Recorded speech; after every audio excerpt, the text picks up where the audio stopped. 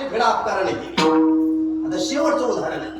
माय बाबांनो, जगात एक वर्ग आहे उपकारावर उपकार करतो, एक उपकारावर अपकार करतो. काही अपकारावर अपकार करतात, पण काही अपकारावर सुद्धा उपकार करतात. ते म्हणजे संत.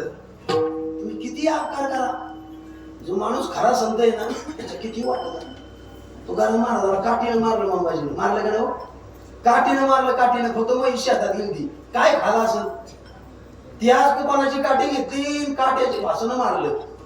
संध्याकाळी तुकोबा कीर्तन करायला लागले आणि मंबाजी मध्ये दिसत नाही. महाराज म्हणले, आमचा मंबाजी कुठे आहे? त्या मंबाजीला लाज वाटली होती, ज्या महाराजाला मी मारले त्याच्या पुढे कसा बसू. महाराज तुकाराम महाराज म्हणले, मंबाजी आल्याशिवाय मी कीर्तनच करणार नाही. आहे का असा जगात कुणी महाराज? आमच्या एखाद्याने पाहिलं तर आम्ही परिकोण बघत नाही. महाराज मारलं होतं, मारलं. शेवटी तुकाराम महाराज मध्ये कीर्तन थांबवितो.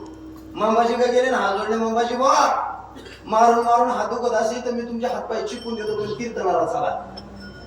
महाराज अपकारावर उपकार. माऊलीची जोडी पाडली मी सोबानं. माऊलीला इंद्रायणीतून बाहेर काढलं लोकांना मारून. कोणी मधुकरी नाही वाढली, कोणी पायाला चपला नाही घातल्या. त्याच माऊलीने जगासाठी बसायला मागितलं. आता विश्वास गेले बागेत कष्ट